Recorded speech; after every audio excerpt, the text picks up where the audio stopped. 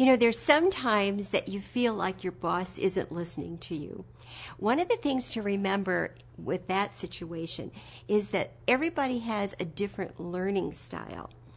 And some people are visual learners. In fact, about 90% of the folks today are visual learners because of computers and video and that sort of thing. But there are many people who are also auditory learners, and that means they learn better from listening.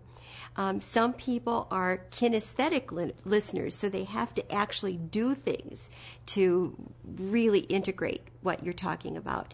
And then finally, other people are olfactory learners, and they learn from smell and taste and those sorts of things. So when your boss isn't listening to you, maybe you're approaching him or her with a learning style that is not their primary learning style. So if you think about each of those 4 ways, then when you have an important message for your boss, try it several different ways. If they're visual, you could email them or write it down and send that message. If they're auditory, you want to set an appointment and share it with them. If they're kinesthetic, you might ask them to meet with you and talk about ways you could actually implement whatever you're talking about, and write it down and do it and just discuss it with them in a way that it becomes their involvement in that process. And then finally, if they're olfactory, you could take them a treat, and along with the treat, have a little written message of what it is that you want to communicate to them. Sometimes people do it with aromatherapy. They're smelly markers that have a scent when you use them when you write.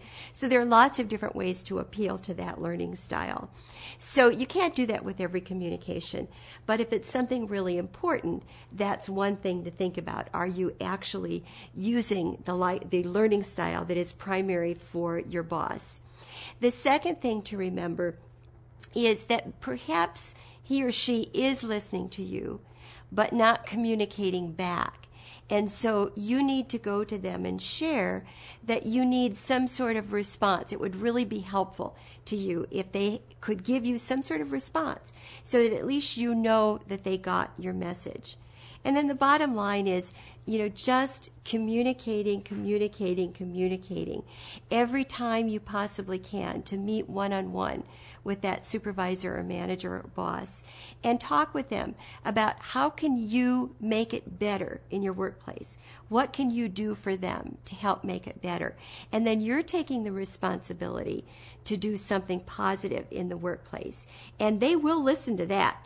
I guarantee you, if you ask, what can I do to help you? They're going to listen to that. And that might be the start of a whole new way of your communicating and finding a way for them to listen to you.